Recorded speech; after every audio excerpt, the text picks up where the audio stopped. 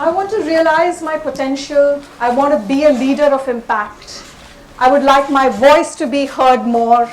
I would like to really know what drives me. These are phrases that I have heard time and again in my 10 years of working with women leaders. Catalyst, an organization that works for the empowered workplaces of women, claim that in India, over 50% of Indian professional women give up careers between junior and middle management. In 2018 alone, only 20% of senior roles were held by women. And in 2017, there were just 7% of women in senior management roles.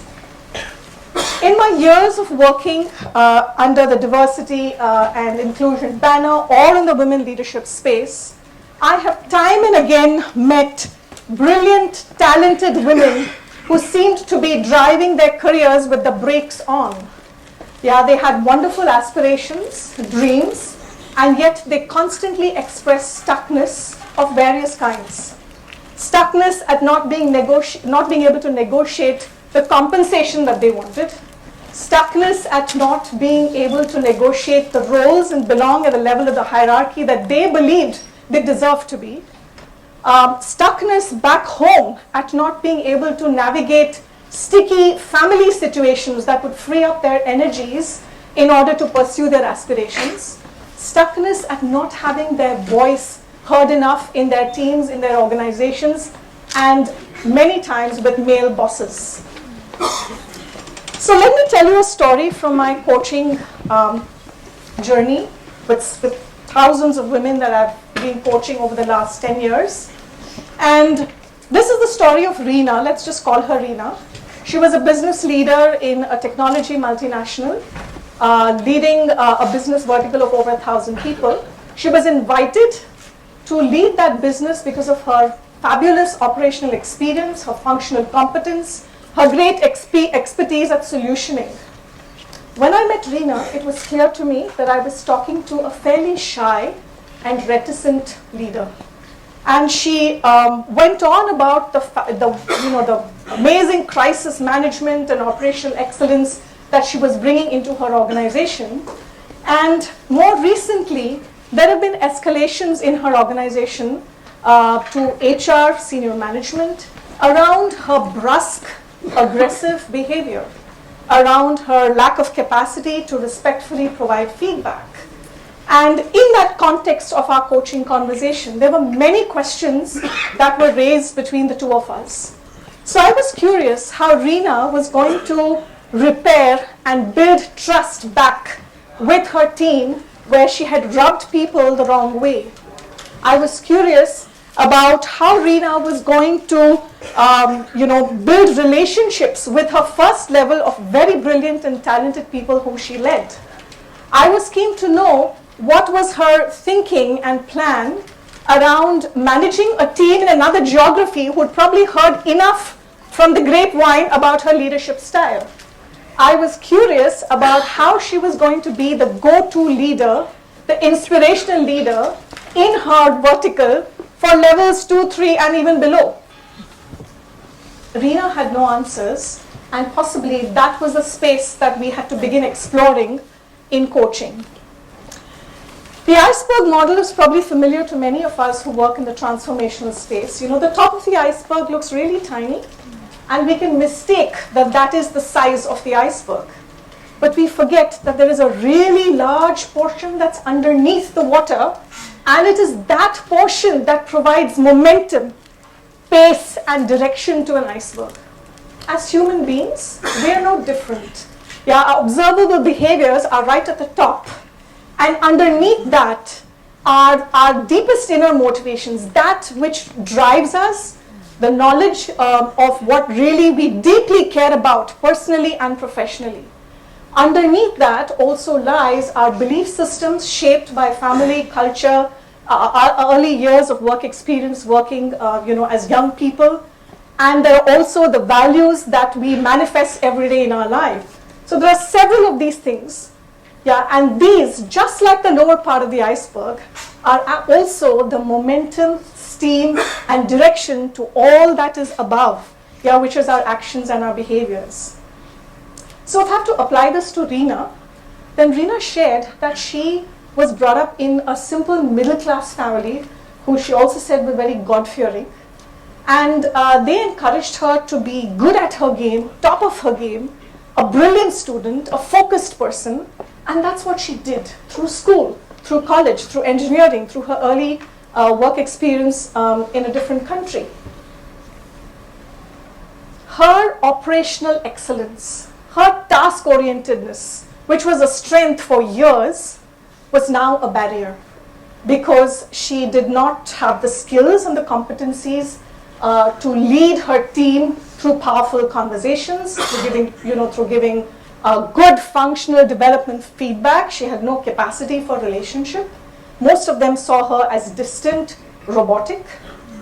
And her great expertise at solutioning, to just zero in on something with her brilliant eye for detail and come up with solutions, was a strength, continued to be, but was now a barrier because that she would constantly do that and lose the opportunity to be coaching and building the capacity of multiple levels in her organization. And so we really needed to do what I call a deep dive, a radical self-inquiry into the being of Reena. Who was she as a leader? And that's the dive that we needed to do into the lower part of the iceberg. And that was the work that we needed to do together in our coaching. And this radical self-awareness and self-inquiry that I talk about is very significant because, as I say in my book, the self of the leader is where we lead from. And we have all been shaped. And the self of the leader includes all, just not the top of the iceberg, but even all that is beneath it. And the shape that we have had from our early experiences is something that we rarely look into. We rarely look at who is this being that is the leader. Yeah, and some of these shapes are diffidence, lack of confidence, fear. Sometimes it's arrogance. Sometimes it's a lack of capacity to meet another eye to eye.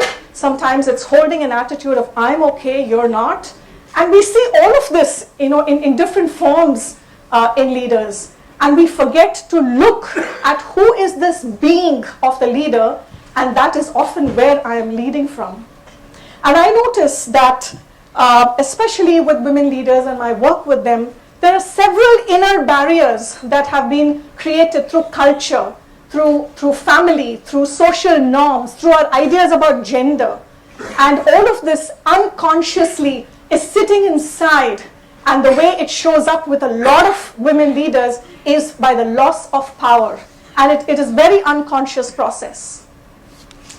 I was very aware that as a psychotherapist and a leadership coach, providing a map that shows women leaders the influences that have shaped them has been very powerful.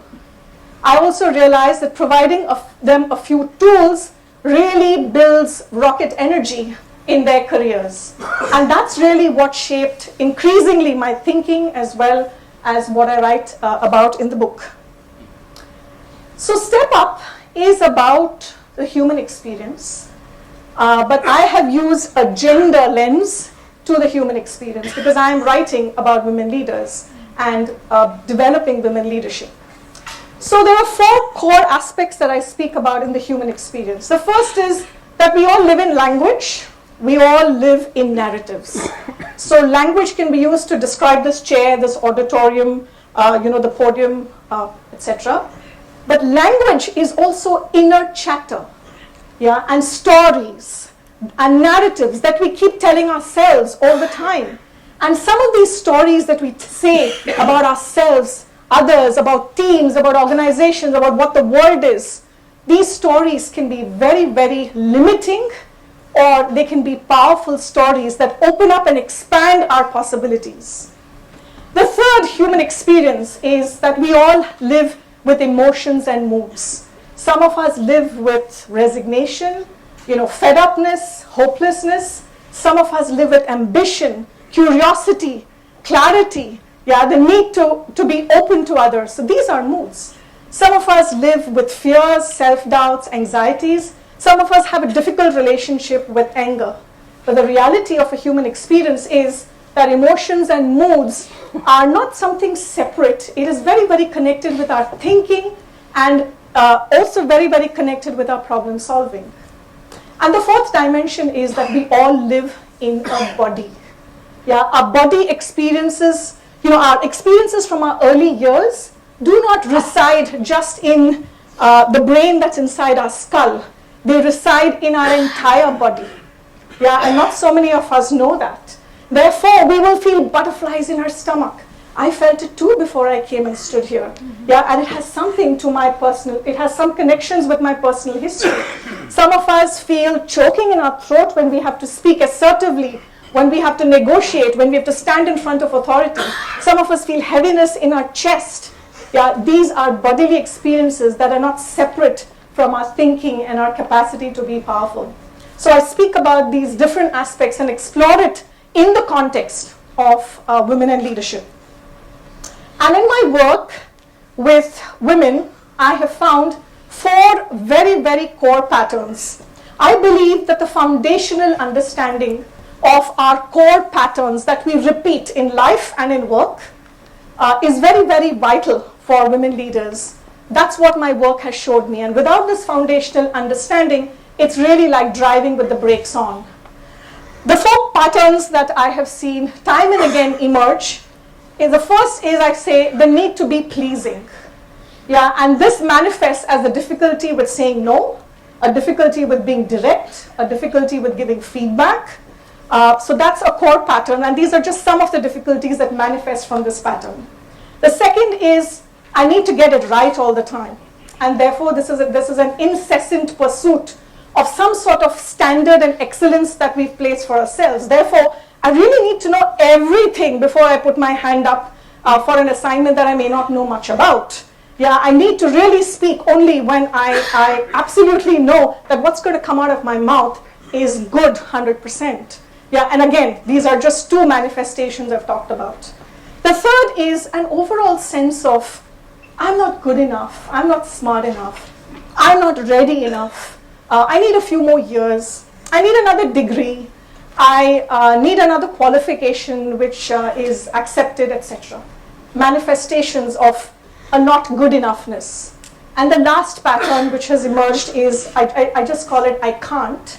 It's just a sense of passivity, yeah, and diffidence around trying out many new things, just learning to play, right?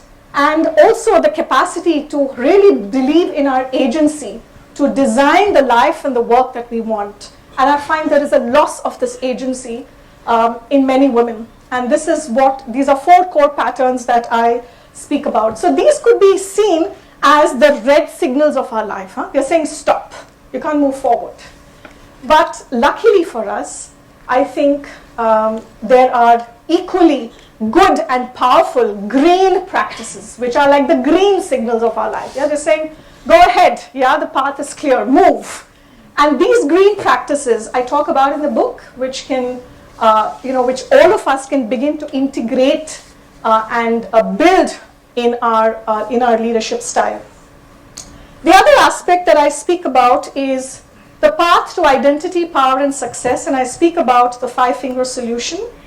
I will not go into all of it, but I can tell you that in my work, I have seen women leaders deliver and move fabulous stuff using the 5-finger solution, beginning to examine their assumptions and assessments and the inner chatter and the language about themselves, about situations, about success. Leaders who made powerful, bold, courageous requests to their teams, to their organizations for all kinds of different opportunities that they wanted to play with. Leaders who made not just offers, but very valuable offers to the communities that they serve, to the teams, and to their organizations, whereby people were looking back at them and saying, wow, how did she understand that's what we needed, because we never said it. Yeah, and that's really about making valuable offers by really sensing and listening into what is required, whether it's by a stakeholder or a client. And I saw leaders collaborating powerfully holding big promises and commitments for their teams and organizations and delivering on them. And I saw several women leaders using this format to do the deep radical self-inquiry I'm talking about in order to understand who was that being that they were leading, who the leader was. And they were able to talk about their style, their beliefs, their values, what was okay, what was not, what they wanted to deliver, and have witnesses for this and do this powerfully. And lastly, I am a great proponent of mind-body practices, or what I call in the book presence practices. Yeah, we have sometimes emphasized a lot just the mind, and we heard Samir beautifully say in his talk, yeah, you have a body and you have great wisdom in this body. And so I find mind-body practices can be really, really powerful in developing our presence, and as leaders we need our presence to listen to the inner broadcast that's going on inside. And then we need to listen to the environment, and the toggling between the inner and the outer is what leads to brilliant sensing, innovation, fabulous listening to the unsaid, fabulous capacity to speak, to be in powerful, critical conversations. This is all, I believe, a very important aspect that presence has everything to do about.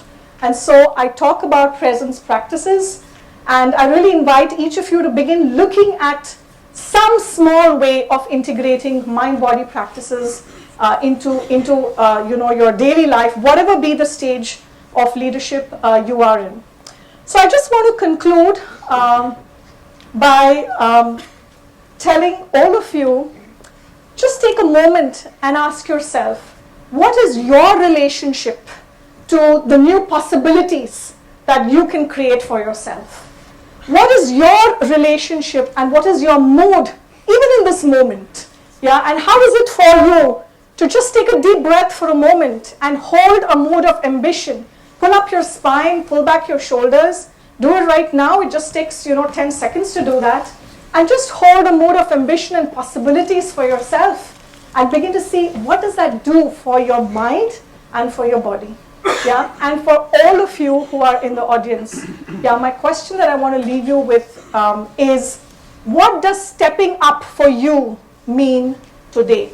Whatever stage you are in life or career, what does stepping up mean for you today? Thank you.